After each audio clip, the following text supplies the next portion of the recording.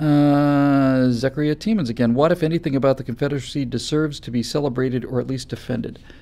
The Confederates fought with incredible bravery. The Confederates fought with a great deal more dedication than the Union did. That's to be expected. The war was down there, and the war was for their independence. They would talk about the Confederate armies coming north. Lee had, Army of Northern Virginia had two big invasion attempts, one in 1862 that culminated in Antietam, and one in 1863 that culminated in Gettysburg.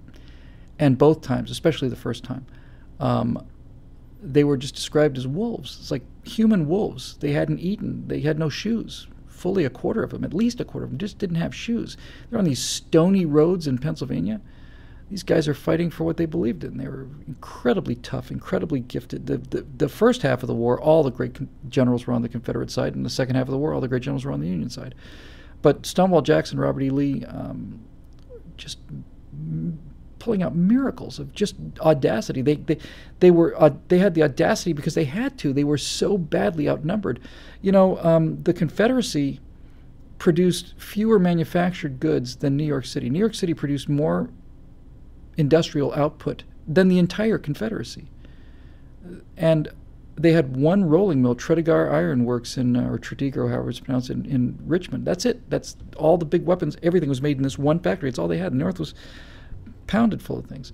There's an awful lot about the Confederacy that I like in terms of states' rights. And look, people say that the Civil War was fought over states' rights. True, but it was the right to keep slaves. That's not property. They thought it was property, but it's not property. So in the same way, it's the same thing. I've made this case before. I think it's a compelling case, frankly.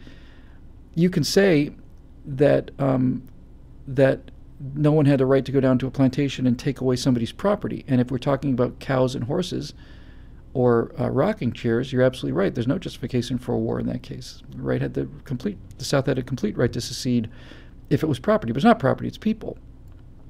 And the argument that I think bears making is you can apply that same argument to abortion. You can say that a woman has a right to choose and that it's her body and it's none of your business. And if we're talking about,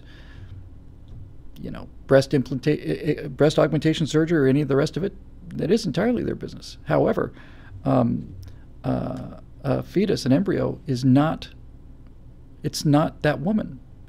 You could take a cell you could take any cell in her body and immediately type her unique among the entire population of the world.